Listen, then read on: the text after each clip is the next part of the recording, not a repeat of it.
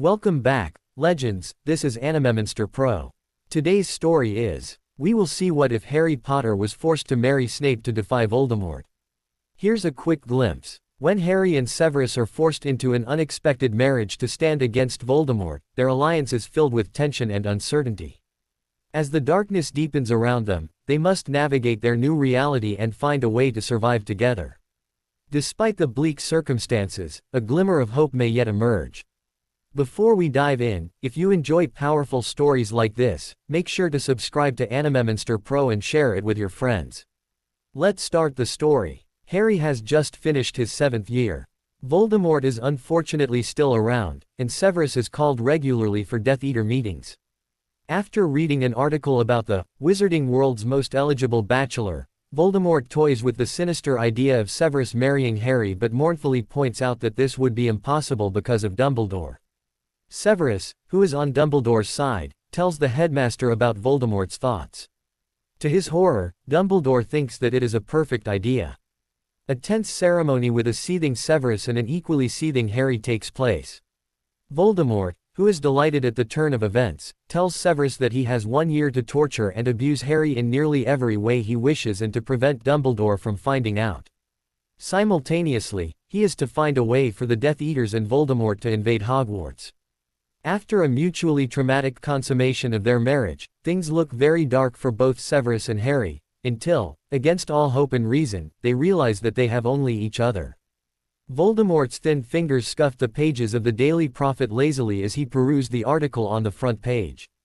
It bore the following title: Harry Potter, the wizarding world's most eligible bachelor graduates. Voldemort read it out slowly in his high cold voice and followed it up with a derisive sound. He was surrounded by the Death Eaters, all of them masked, cloaked and hooded.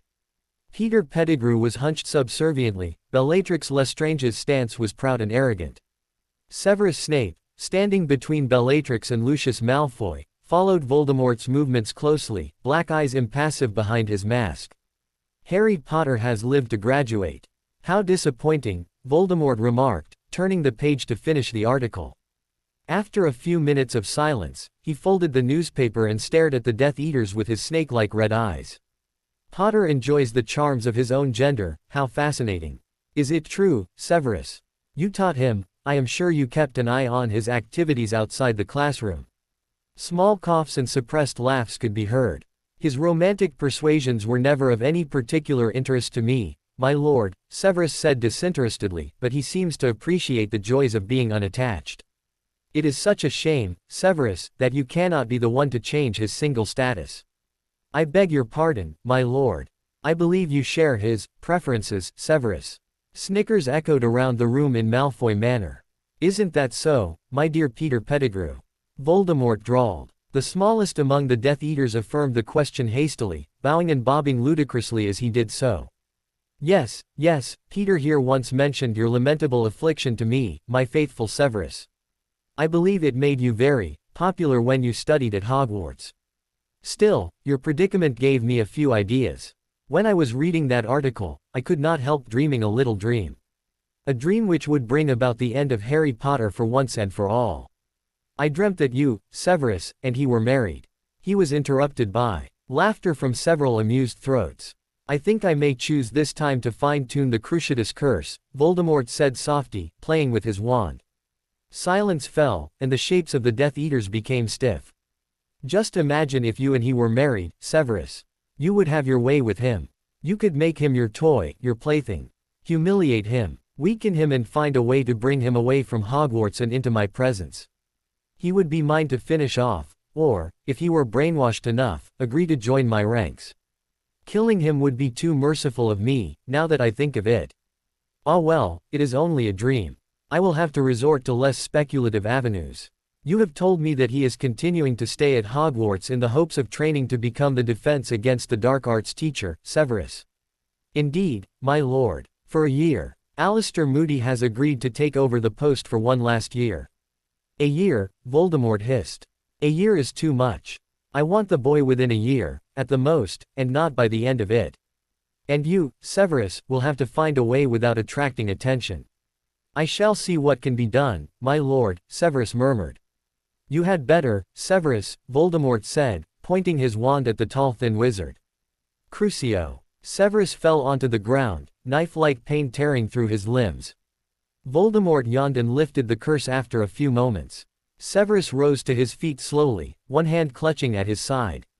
A tiny reminder, my dear Severus, Voldemort said. Bellatrix chortled softly. A little later, Severus was sitting in Dumbledore's office, telling the Hogwarts headmaster about Voldemort's appalling fantasies concerning the article in the Daily Prophet. Dumbledore listened quietly, hands neatly folded on the polished desk before him. When Severus had finished, Dumbledore looked into his black eyes thoughtfully. You know, Severus, Voldemort sometimes has the knack of witlessly offering us something like a solution. What are you implying, Albus?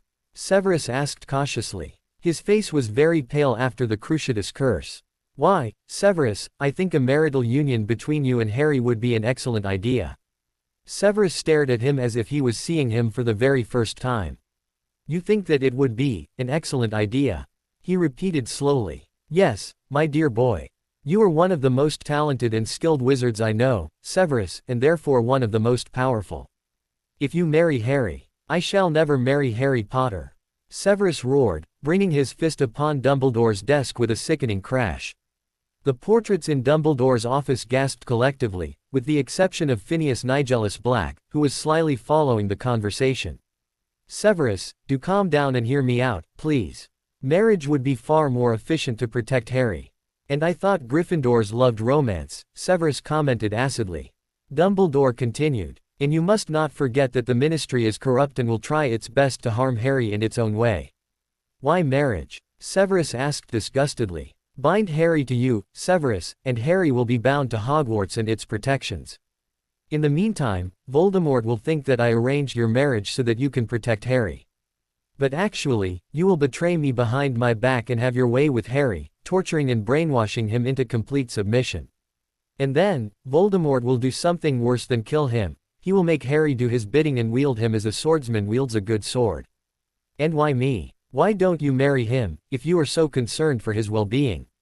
Severus asked contemptuously. Dumbledore began to laugh. You are very flattering, Severus.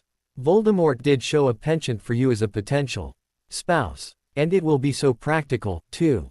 I thought it would be an excellent idea if you, besides Alistair Moody, instructed him for his defense against the dark arts training program.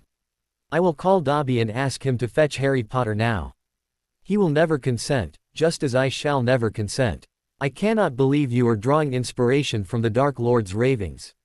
Or that I am still supposed to teach that brat. Severus snarled furiously. We shall see, Severus. The headmaster wants to see Harry Potter. The password is Kiwi Popsicle, Dobby squeaked breathlessly, his tea cozy at a rakish angle. Harry Potter jumped up from his four-poster bed. The dormitory was empty. The other students had gone home. He was remaining behind to discuss further steps against Voldemort with Dumbledore, and to start his training as soon as possible. Thank you, Dobby, Harry said. The 17-year-old wizard had grown but was not very tall. His build was slight, his hair as messy as ever and his eyes were their characteristic emerald green color. The house elf disappeared and Harry left Gryffindor Tower, was admitted to Dumbledore's office and stopped at the threshold when he saw Severus Snape sitting opposite Dumbledore. Ah, Harry, Dumbledore said cheerfully, please sit down. Harry sat down with an ominous feeling. His chair was next to Severus's, and the potions master threw him a look of deepest loathing. Harry, I have come to the conclusion that you and Severus should marry. Harry stared at Dumbledore. Then he began to laugh. Okay, I know we don't get on well, but may I know why I am here? Severus snorted. Dumbledore's face remained perfectly cheerful. I am serious, my boy, he told Harry and briefly summarized what Severus had learnt during the Death Eaters meeting. There is no way I am ever going to marry Snape. Harry bellowed, as pale as Severus. Professor Snape, Harry, though you may want to address him more familiarly once you are married, Dumbledore corrected him. There is no way you can force me to marry him, Harry spat, standing up with clenched fists. I told you so, Albus, Severus drawled. I really must insist, Dumbledore said, his humor and mildness gone from his voice. No. Both wizards shouted back. You can divorce each other after the world has been rid of Voldemort, Dumbledore said crisply. I have never heard of such a ridiculous thing before, Snape sneered, marrying in order to defy both Voldemort and the Ministry. Severus, it is simply what is called a convenient marriage. And, if I am not mistaken, you both prefer men. You mean, a most inconvenient marriage, Harry observed sarcastically. With most unsuitable, suitors, Snape threw in. There was a very uncomfortable silence in the room. I was also thinking of a bonding ceremony, Dumbledore added, sounding vaguely apologetic. What? Snape yelled, upsetting his chair. Harry, who had no idea what a bonding ceremony was, looked confused. I may prefer men, Headmaster, but Potter is someone I definitely do not prefer, least of all to bond with. Severus whispered, glaring at Dumbledore. But isn't bonding synonymous with marrying? Aren't they more or less the same thing? Harry asked. Severus threw him a scornful glance. Nor do I prefer espousing ignoramuses, he remarked glacially. Please calm yourselves and resume your seats, Dumbledore said quietly. Both wizards obeyed without delay. Bonding, Harry, is a wizarding ceremony which is often regarded as even stronger than marriage. It is separate from the marriage ceremony and gives you blood protection. Blood is taken from both participants, poured and mixed into a vial and sealed magically. A contract is signed by both parties, the bonder and a witness. Your blood protection expired when you turned 17, Harry. If you bond with Severus, then he will protect you. The bonding ceremony allows you to choose who protects whom. Which means, both parties can protect each other. They can if they so desire, Dumbledore replied. I wouldn't ever want your protection, Potter, Severus spat. After all, it is you who has to be protected all the time. When do you ever protect? And I would be protected like my mother's love protected me. Harry asked, pretending not to hear Severus's sarcasm. Only from Voldemort, the bond will recognize your nemesis immediately.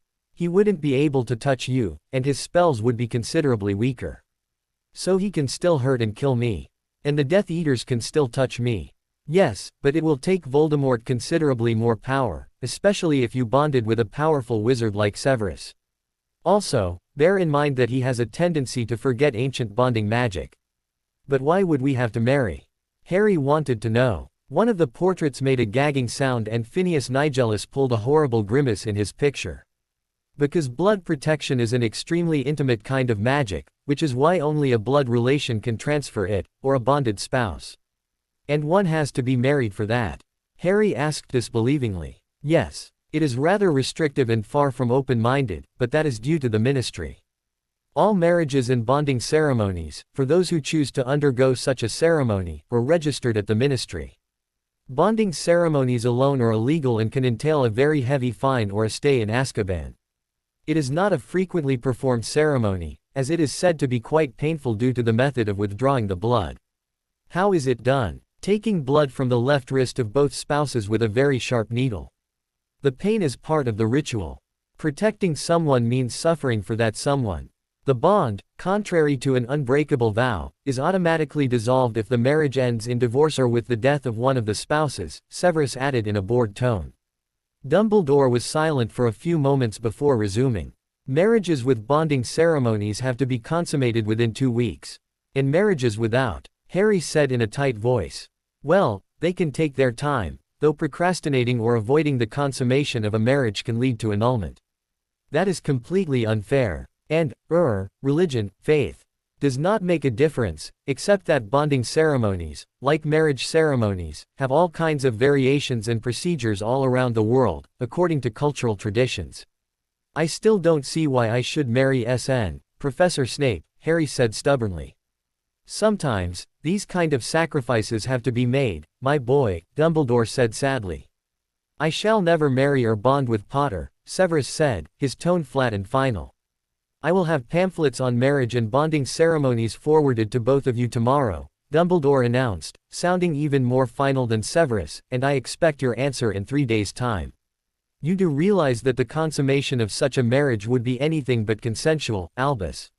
Severus asked Dumbledore. I can imagine that it would be very uncomfortable for both of you, Dumbledore admitted. Headmaster, Severus said bluntly. I disagree, Dumbledore answered, and I would never have you perform a deed which made you a rapist or a murderer, Severus.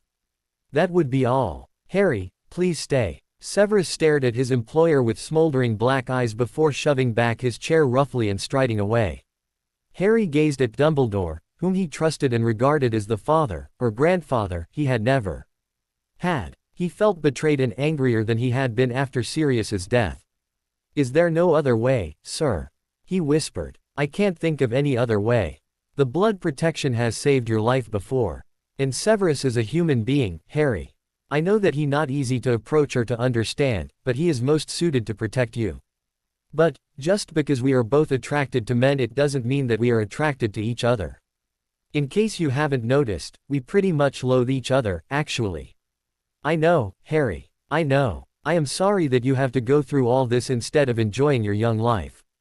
Go now, my boy, and think of what I have suggested. Depending on your choice, you will have to change your quarters. Which means moving down to Severus's rooms if you choose to marry him.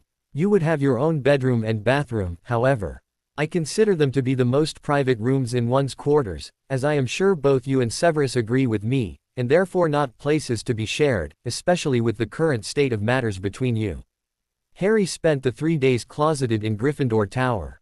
Dobby brought him his meals, worrying more about Harry's health than Harry worried about it himself. The pamphlets on marriage and bonding ceremonies arrived from the ministry. Harry leafed through them glumly as if they were death certificates. Once, when Harry ventured out for a walk in the grounds, he came across Severus, who had a brooding look on his face. Harry, though strongly tempted to avoid him, approached him tentatively. The black eyes frosted over with hate when they saw him. "Potter," Severus spat. "I was thinking that maybe we should talk this over a bit," Harry said in a small voice. "You can think. How amazing," Severus said acidly. "I mean, perhaps it would be better if we discussed it and came to a decision together instead of going to Professor Dumbledore's office with separate decisions." "Remove your insufferable person from my field of view," was the sole rejoinder he got, accompanied by the potions master turning his back on him. Harry wished he could have written to his friends or had a two-way mirror to communicate with one of them, but it was impossible. 3 days were not enough for Hedwig to fly back and forth. Sometimes, the wizarding way was oddly impractical when compared to the Muggle world.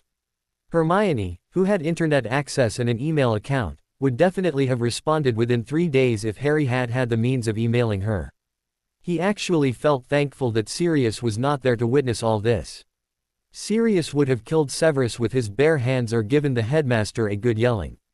Harry nearly hated Dumbledore. The evening of the 3rd day approached. With a heavy heart, Harry went to Dumbledore's office. Severus Snape was already there. What had he decided? Had he already told Dumbledore? "Harry, please have a seat," Dumbledore said. Harry wondered how he still managed to be courteous in such unpleasant situations as he sat down on his chair. "Well, Severus, what is your decision?" "I accept," Severus said without preamble. His gaze, however, was filled with abyssal abhorrence. "And you, Harry?" "I accept," Harry said, managing to sound steady instead of strangled. His stomach roiled with nervousness and uneasiness. Dumbledore nodded. "Good. I am glad that you have chosen reason over animosity," he said. Severus's lip curled with scorn. "When will the wedding and bonding ceremonies take place?" he asked curtly. "In 3 days, if that is all right with you." "You mean, all right with you," Harry muttered. Dumbledore looked tired. "We will meet in my office. The bonding ceremony will take place after the wedding vows. The person who marries you to each other will also be your bonder. Madame Pomfrey will supervise the second part in case one of you feels faint or passes out. I will act as your witness during both rituals. May we invite any friends or family?" Harry asked. Severus raised his eyes to the ceiling. "How sentimental," he murmured. "It would be better if you enlightened people afterwards," Dumbledore said gently. "Well, at least I won't have to bother with getting acquainted with any in-laws," Severus remarked cruelly. "What about me? Will I have any acquainting to do afterwards?" Harry asked, controlling his temper with a big effort. "No, you don't, Potter. I have no family or extended family, and if I did, they would never get over the shock." Dumbledore cleared his throat delicately. Both wizards looked at him with pale and set faces. "You may leave, Harry. Severus, I still need a few words with you." Harry's legs felt like sticks. He got up and left the room without looking at either Dumbledore or his future husband. Dumbledore gazed at Severus. "Please forgive me for all this, Severus," he sighed. Severus shrugged. "What has to be done," he said coldly. Shall I send someone to help you with the dress robes and preparations? Dumbledore asked. There is no need, I have always managed on my own and do not require any help with dressing, Severus snapped. Dobby will be helping Harry. I am sure he would be most willing to not only assist you but to also attend to your and Harry's needs in the future. Severus did not react. Well, that would be all, Severus. Severus got up. Severus, the head of Slytherin turned. You are a brave and good man. I know you will protect Harry well. I thank you for accepting this responsibility and all it entails. Severus gave him a succinct nod in acknowledgement of his thanks and marched from the room. What a wretched situation, Dumbledore said into the silence of his office. The portraits around him sighed in agreement. Only Fawkes refused to yield to pessimism. He sang a short encouraging melody and returned to eating sunflower seeds. Harry went through the next 3 days as if he were about to die on the 4th. He regarded those 3 days as the very last ones on which he would be able to enjoy himself as much as he could and be free. Marriage with Severus Snape was a pit, a prison for him out of which he would not be able to crawl until Voldemort was defeated. And no one knew how long it would take. What if it took years? Decades? He hated everyone at the moment. Dumbledore for meddling with his life all the time. Snape for being sadistic and cruel.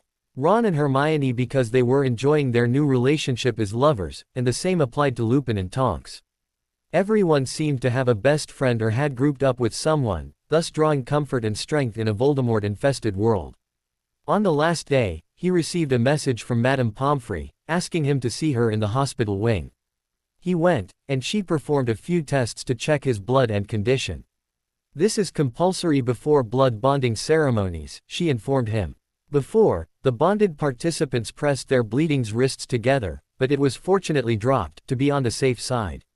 One never knows, especially if one or both of the participants is or are suffering from something which affects the blood. Severus already came down yesterday, everything is fine with him. Harry, too, was soon sent off with a clean bill of health. He cried himself to sleep at night and woke up only 3 hours later. He lay in bed till it was breakfast time. Dobby brought him his meal and disappeared to prepare Severus for the wedding. Harry wondered how Dobby would possibly manage to accomplish his task without ending up sliced or diced. To his relief, the elf returned a short time later, armed with an army of brushes, dress robes and other accessories. Harry tentatively asked Dobby about Severus's mood. We thought he would kill us with one gaze, Dobby squeaked. Professor Snape was terribly angry and we tries to brush his hair. Harry swallowed. You tried to, brush his hair. We succeeded after we tell him that we would haves to fetch the headmaster, Dobby whispered, spreading the dress robes, which were a sober pearl gray color. Outside, the sun was shining happily, not caring about the trials awaiting Harry. Dobby fussed around Harry for an hour and even summoned Winky, who had finally got over her butterbeer addiction, for a second opinion. She gazed at Harry and clutched at her. Wonderfuls, she gasped. Dobby beamed. Harry sighed softly. The way to Dumbledore's office was one of the worst trips he had taken to any location. His legs seemed to become heavier and heavier as he went along, and a lump was in his throat. There was a prickling feeling in his eyes, and his ached with a mixture of helplessness and resentment. He numbly gave the gargoyle in front of Dumbledore's office stairway the password. The door was open. Dumbledore and Severus were already there, together with a tall witch who was in charge of holding the ceremonies. Tables and chairs had been removed from the room, leaving a large space. Even Fawkes was absent. Harry, my boy. Please come inside. This is Mrs. Natalia Green. She will join you in marriage, bond you and guide you throughout the process. Harry greeted her and then looked at Severus, who stared back him coldly. The man's hair was no longer sticking to either side of his face. It was combed back and fell over his shoulders in soft clean waves. His robes, the same pearl gray as Harry's, fitted him very well, accentuating his tall lithe figure. Severus gave him a glacial bitter smile, revealing white teeth. What an honor, Potter, he said, rancor soaking every word, especially the last one. Dumbledore threw the potions master a half-beseeching, half-irritated glance and, with an elegant gesture, indicated that Harry was to stand next to Severus. Harry obeyed. He could feel waves of hatred radiating from Severus. He himself felt empty and dull now. Dumbledore slowly closed the door of his office. The silence was heavy. Even Green seemed to sense that this was not a happy event at all. Harry knew that she was trustworthy, which was why Dumbledore had chosen her, and that she had probably been informed about the circumstances. Her face, however, remained neutral. Her manner was friendly and helpful. The wedding ceremony was very brief, lasting for about only 7 minutes. Harry and Severus repeated the lines after the witch. Severus's voice was cold and flat. Harry supposed his own voice sounded the same. Dumbledore watched everything solemnly, the twinkle gone from his blue eyes. Plain gold rings, ordered by Dumbledore, were exchanged. Severus did not bother glancing at Harry as he gripped Harry's left hand and put the ring on him. He released Harry's hand very quickly, as if in fear of contamination. "You may beat each other," Green finished. "I would gladly substitute the double S with a double L," Severus ground out. "Severus," Dumbledore said sharply. Harry flushed and stared at the wall. Green displayed excellent self-control and ignored the spiteful remark. "Gentlemen, may I ask you to kindly sign the marriage contract?" She held up a piece of parchment. Dumbledore summoned a coffee table. Severus signed first. He thrust the quill at Harry, who signed next. Finally, Dumbledore provided his signature, confirming his role as a witness. Green carefully folded the parchment and flicked her wand. It disappeared in a shower of sparks. "The ministry will register your marriage automatically. Do you wish to proceed directly with the bonding ceremony or would you prefer a short break?" "Directly," Severus said curtly. Harry nodded. Dumbledore moved towards the door and opened it to admit Poppy Pomfrey, who would supervise the bloodletting ceremony. The newlyweds were asked to remove their footwear, as the bonding ceremony was always accomplished barefoot as a sign of naturalness and also modesty in the face of such a powerful and intimate form of magic. "Please sit down on the floor and hold hands," Green instructed them. Harry and Severus did as they were told, clasping hands. The witch drew dark red circles around their left ankles with her wand. "The circles will disappear after you have fulfilled the bond," she explained. Harry knew that she was referring to the consummation thereof. His stomach lurched a little, and he pressed Severus's hand convulsively without realizing it.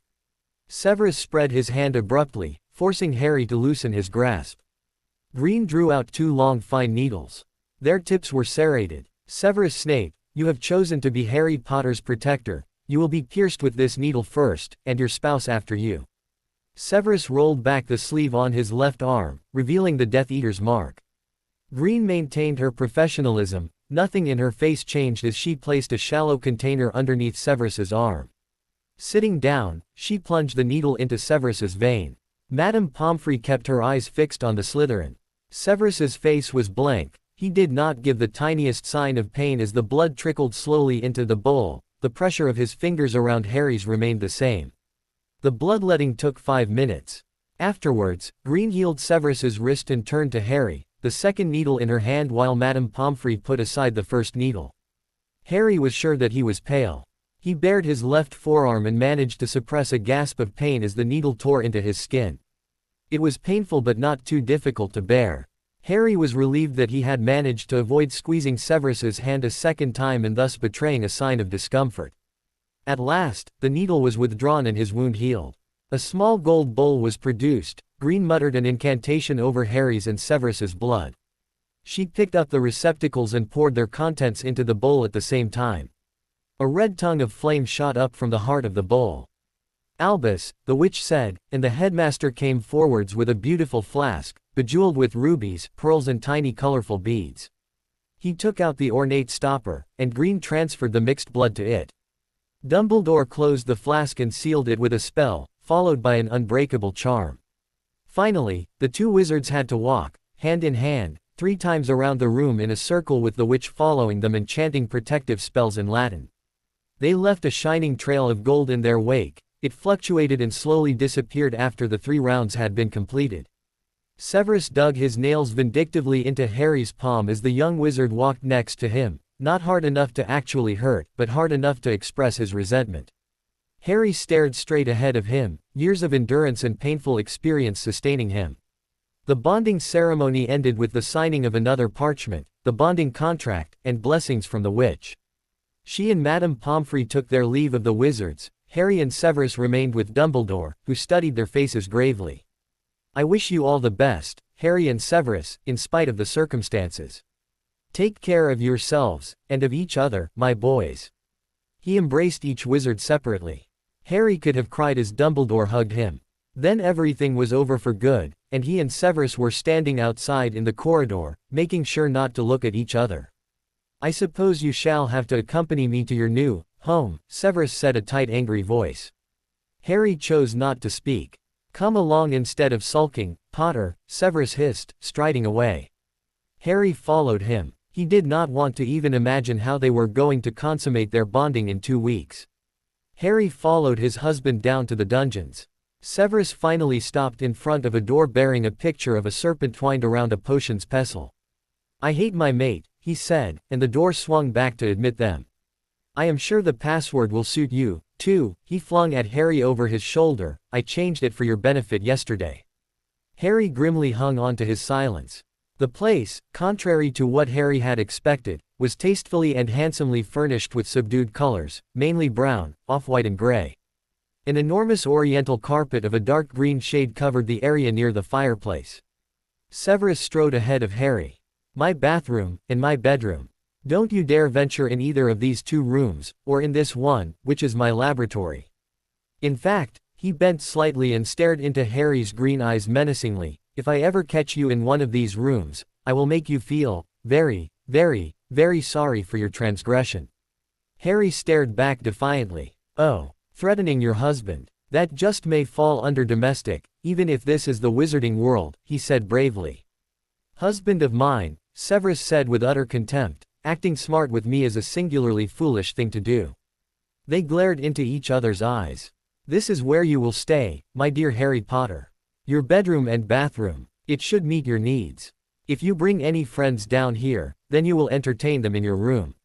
So at least I may bring my friends here. Severus's lip curled. Unfortunately, we don't want you throwing a fit, do we? The headmaster suggested that I grant you access to my private library. Should you mess with my books, Potter, then I will withdraw my permission, and not even Dumbledore will be able to re-establish forages into the library for the one and only golden boy. Well, beloved, Severus sneered, pronouncing beloved with appalling venom, this is where you will live until we can obtain a divorce. Speaking of which, he pulled a sheaf of papers out of one pocket. These, Potter, are divorce papers. The sooner we defeat the Dark Lord, husband of mine, the sooner we can end this atrocious marriage farce. I am looking forward to the moment we can send these to the ministry. Harry was too unhappy to say anything. You will kindly take all your meals in your room. The less I see of your face, the better. And what about the consummation? Harry blurted out. We will consummate our marriage and bond in exactly 2 weeks from now. Considering our relationship, I will have to help matters with a few potions. Help matters. Severus crossed his arms upon his. Do you expect me to achieve an erection around you, Potter? Harry reddened with embarrassment. I strongly doubt that you will feel very exhilarated in my presence, Potter, or appreciate forceful entry. A potion which will induce arousal and one for numbing pain should suffice. You should have just enough brains to figure out who will consume which potion. There was a very unpleasant silence. Harry shook his head. Answer me verbally when I speak to you, Severus spat. No, never before. What about you? Harry asked boldly. Severus's eyes narrowed dangerously. Do not think you can take liberties with me just because you are bound to me with 2 pathetic pieces of parchment, Potter, he enunciated slowly, as if talking to someone of limited understanding ability. And what about my defense against the arts training lessons? We'll see about that later, Severus said in a bored tone. The news of their marriage was splashed all over the newspapers in no time at all. Howlers poured in every day. Harry had written to his friends immediately as soon as Severus had shown him around his rooms, giving them the true facts behind the distorted versions media like the Daily Prophet sported.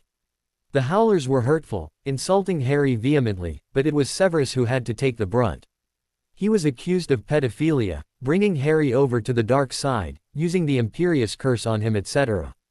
Mrs. Weasley, however, wrote a very affectionate note to both Harry and Severus, wishing them happiness and health. She also wrote a separate letter to Harry, reassuring him that Severus would take care of him even if he was rather sensitive and short-tempered, and that he could trust him as much as he could trust Hagrid. Hermione, Ron, Lupin and Tonks were equally supportive. Together with the Order, they had been informed of the circumstances by Dumbledore and were prepared. Hermione and Ron sent him a long encouraging letter. "We decided to write this letter together because Ron would have included one of the twins' tricks to hex Snape. Harry, Hermione is far too lenient with Snape. If he's bothering you, tell me and I'll deal with him, mate." Ron, "I should cancel that line you just wrote. Sorry about that, Harry." It brought a smile to Harry's face and he tucked it underneath his pillow. Although they were a couple, they still seemed to enjoy bickering and even expressing it in writing. Lupin's missive was very kind and he backed up Mrs. Weasley, saying that Harry could trust Severus with his life and that he would soon get used to Severus's eccentricities. On a most happy note, Tonks and he had married very quietly, and they were eager to start a family. He expressed his relief that his werewolf condition could not be passed on genetically, but that they would have to wait with getting a child because Tonks was related with Bellatrix Lestrange, who was cold-blooded enough to inflict cruel damage on her sister's family. Lupin's letter reminded Harry unintentionally of the huge burden which weighed him down. Defeating Voldemort meant that people would be able to continue with their lives and worry less about their loved ones. In the meantime, Severus treated Harry like air. Once, when Harry was reading in Severus's private library, Severus himself stepped into the room. Catching sight of Harry, his lip curled and he left directly as if some noxious gas had poisoned the room. He did announce to Harry, however, that Harry would not waste his time sitting around on his backside. Harry was to start his training for the Defense Against the Dark Arts post and take dueling lessons with Severus, and, much to his horror, resume occlumency with him. His scar prickled occasionally, and he would have nightmares or blurry visions of Voldemort giving orders he couldn't understand to his Death Eaters, or threatening someone, or killing people. On the second day after their marriage, Severus was summoned by Voldemort, who, as Severus reported to both Harry and Dumbledore in the latter's office, was delighted with what had taken place.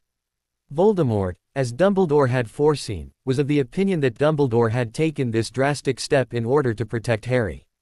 Voldemort had asked Severus to torture Harry as much as possible behind Dumbledore's back and drag the young wizard to him. Once Severus had found a way to bypass the protection of Hogwarts Castle.